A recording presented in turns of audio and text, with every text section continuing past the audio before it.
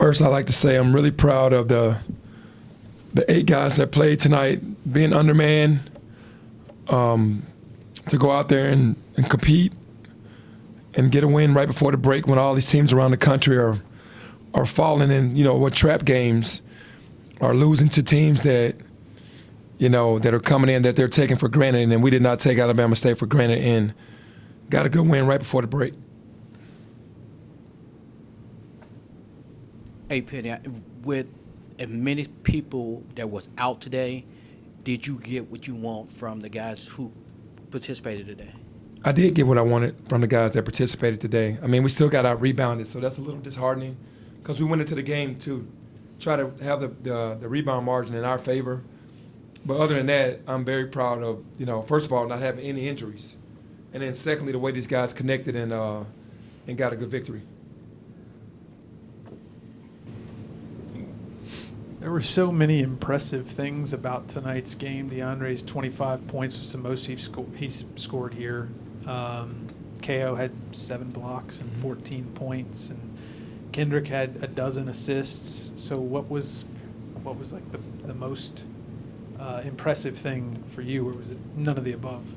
Oh, no, definitely. I think, it's hard to get 12 assists, and it's hard to get 7 blocks. Not taking anything away from DeAndre because he was smooth out there. He got going a little late, but he's scoring at a high level of efficiency. He's, last game he was 6 for 7. This game he was 11 for 14. So when he's scoring it easily, that's beautiful basketball. But when you're scoring and getting assists and scoring and getting blocks, that's the part of the game that takes it to the next level. Obviously, we need scoring, but you got guys doing multiple things out there. The 12 assists, the 25 points, and the 7 blocks are all impressive.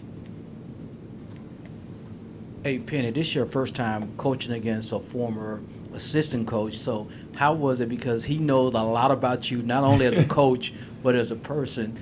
How was it? I know you guys were joking before the game, but how was it just going against one of your former employees? No, it's not just going against a former employee. That's like my brother, you know what I mean? So it's like we grew up together. And, we take so much pride in being from Memphis and trying to be guys that have succeeded from where we come from.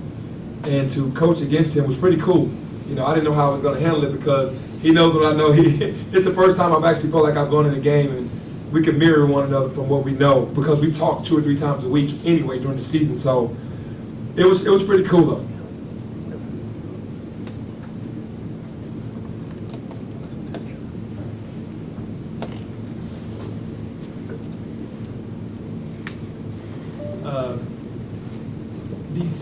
The injuries, the guys who set out tonight, besides Malcolm, are they expected to, you do have 8 days off, are you expecting to get them back for the South Florida game? Yeah, definitely expecting to get those guys back. Alo, Keontae, and Jaden, 3 key pieces to what we've been doing thus far this season. Looking to get all those guys back before the South Florida game on the 29th. And then I know you said yesterday that you were kind of getting a little concerned about the offensive rebound you guys are allowing, and it seemed like tonight they were ahead a little bit. I know you were undermanned. I don't now. You guys were just, how do you fix that? You fix that with toughness. You just got to fight. We understand, and we emphasize rebounding, but when the game starts, guys go back to old habits. We just got to continue to do drills every day. It's got to be a part of who we are until we make it become a part of our DNA. Right now, it's not a part of our DNA. We don't have guys that really want to go out there and get 15, 16 rebounds a game. I mean, they get the minutes to do it. They just don't want to do it. You can just tell in the stats every single game, after the game, nobody's really getting double-figure rebounds. So that's something that 1 or 2 guys aren't willing to do, and we're trying to do it by committee. So hopefully a couple guys will emerge after the break and say, hey, Coach, I want to be that guy. Or, it's one of the guys to go out there and get double-figure rebounds per game. Penny, you said, a week or 2 ago that Malcolm was on track to be back before conference play. Is that still the case? Where is he at with the South? I didn't check. I hope so. But if not, we're not going to rush him. We want him to be 100% on that ankle if that could ever happen because, once you get one of those, it's always going to be a little tender. So for us, hopefully it's by the time that we play South Florida. If not, then at Tulane. And, now that you've got your entire body of work for the non-conference slate. What are your main takeaways, and based on the expectations you and your staff had going into this thing, where does that kind of compare and contrast? Yeah, I think my main takeaway is that we can play with anybody in the country.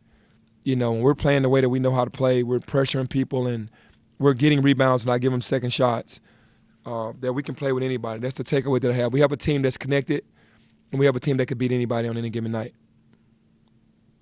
You say you're going to let your guys go home and do what they need to do for a few days. Are you going to try to bubble wrap KD to make sure he don't get into trouble, make sure he gets back, and make sure he takes the rest that he needs to do? Because, he's going to run around if he get back to Houston. Yeah, no, he's not going to. He's going to be at the gym. I'll know where to find him. If he goes back to Houston, he's not going to be at home. He's going to be in the gym 2 or 3 times a day. I know he's a little disappointed with the way he's been shooting the ball, because he's a high-level shooter and his shots have not been falling. So I know where he's going to be. He's going to be in the gym.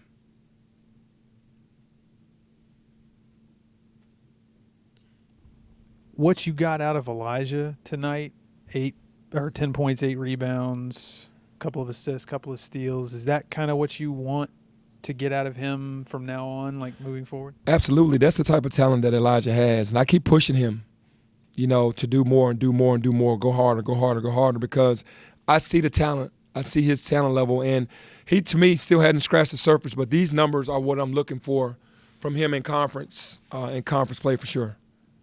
Penny, you talked about kind of the rebounding differential and kind of getting your guys to play with more intensity and effort. What buttons do you think you need to press to do that? How do you get guys to stay engaged for a 40-minute stretch? Man, you know what?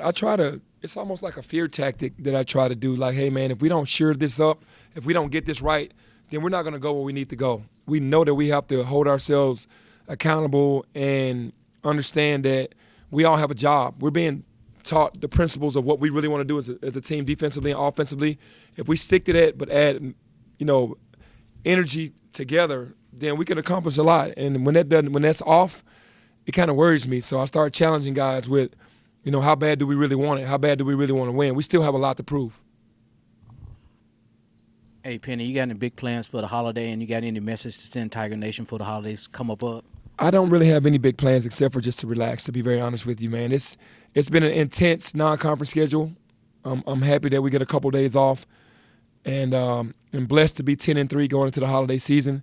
And to the Tiger Nation, man, thank them for always being behind us and pushing us and rooting for us, because it helps us a lot. They're our backbone. That's the energy that we get from those guys when we're in the building.